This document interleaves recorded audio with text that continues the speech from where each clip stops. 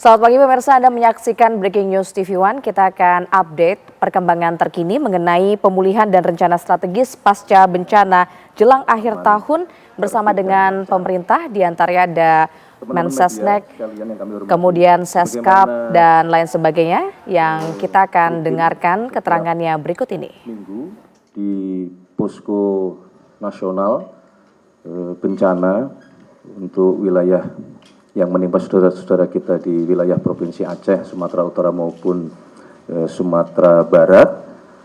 Kami rutin untuk melaksanakan konferensi pers, memberikan update kepada seluruh masyarakat mengenai apa saja yang sudah dilakukan, sedang dilakukan, dan akan dipercepat untuk penanganan ke depan.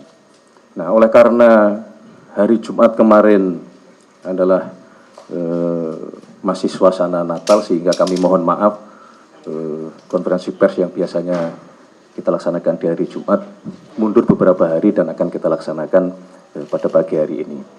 Untuk mempersingkat waktu, kami persilahkan untuk Bapak Menko PMK mengawali untuk memberikan update yang kemudian nanti akan seperti biasa akan disambung dengan beberapa kementerian atau lembaga terkait.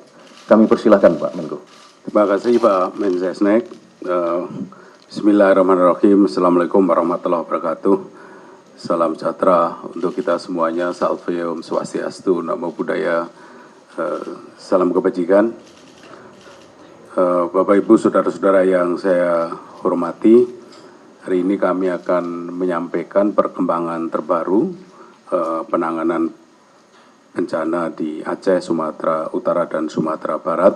Sekali lagi kami tegaskan bahwa Bapak Presiden memerintahkan seluruh jajaran kementerian, lembaga, TNI, Polri, pemerintah daerah terus mengerahkan segala daya upaya untuk percepatan penanganan pasca bencana.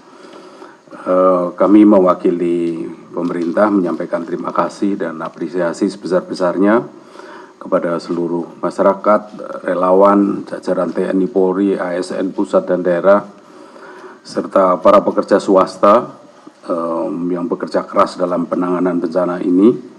Dan ini adalah kunci utama kegotong royongan ini untuk memulihkan Sumatera. Bapak, Ibu, dan saudara-saudara yang saya hormati, pertama, saat ini lebih dari separuh kabupaten kota yang terdampak telah beralih dari fase tanggap darurat ke fase transisi, rehabilitasi, dan rekonstruksi.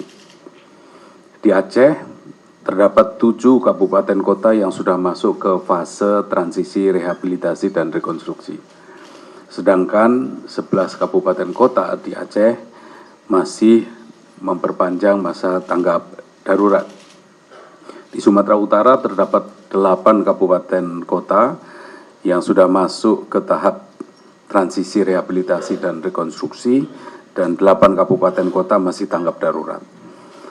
Sedangkan di Sumatera Barat terdapat 10 kabupaten kota yang masuk ke fase transisi, rehabilitasi, dan rekonstruksi, dan masih ada 3 kabupaten kota yang berada dalam fase tanggap darurat. Daerah yang melakukan perpanjangan status tanggap darurat tersebut ini dimaksudkan bertujuan agar daerah benar-benar siap masuk ke fase rehabilitasi dan rekonstruksi. Yang kedua, terkait dengan isu listrik, air, dan jaringan komunikasi. Terkait listrik, pengiriman genset, mobil penjernih air, truk tangki, sumur siap pakai, toilet darurat, dan berbagai alat lainnya terus dan berlanjut terus ditambahkan, diperluas pengoperasiannya. Sedangkan terkait telekomunikasi, jaringan telah kembali normal di 14 kabupaten kota. Untuk daerah yang belum pulih, ditambahkan Starlink, kami saat ini menambah 280 unit, dan bersamaan dengan itu percepatan pemulihan jaringan komunikasi terus dilakukan. Yang ketiga, terkait dengan pelayanan kesehatan, pemerintah terus melakukan pengiriman, fasilitasi relawan, para dokter, spesialis, dokter umum, dan juga calon dokter yang intensif menjadi relawan kesehatan di daerah terisolir dengan fokus pada layanan kesehatan dasar, bedah minor, dan trauma healing. Yang alhamdulillah perlu kita syukuri saat ini seluruh RSUD telah beroperasi, masih ada sebagian yang belum beroperasi penuh. Sedangkan puskesmas dari 867 puskesmas yang terdampak, saat ini tinggal 8 yang masih dalam tahap recovery dan terus dilakukan percepatan pemulihan. Yang keempat terkait dengan pendidikan, nanti tanggal 5 Januari akan masuk kepada mulai pembelajaran baru.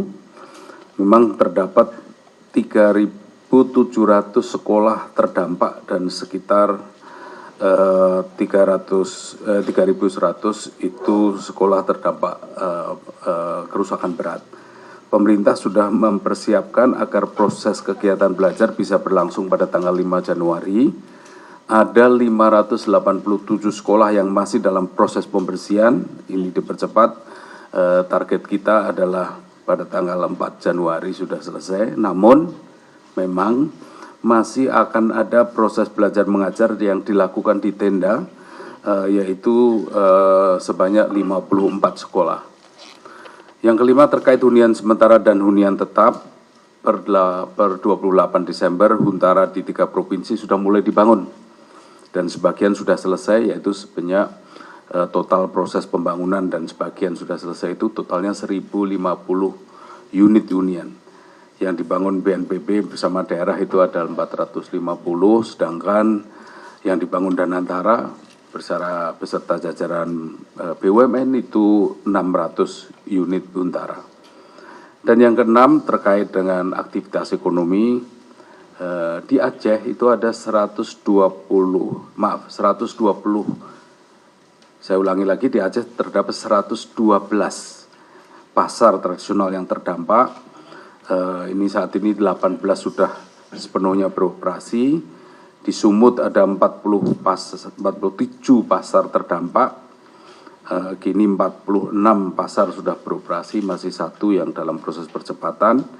Di Sumbar ada 3 pasar terdampak, kini 2 pasar sudah mulai beroperasi, ada 1 dalam proses percepatan pemulihan. Pemerintah akan terus mempercepat kembali aktifnya pasar-pasar tradisional ini melalui penataan infrastruktur, pembersihan, dan juga dukungan keterlibatan dari KL-KL yang terkait.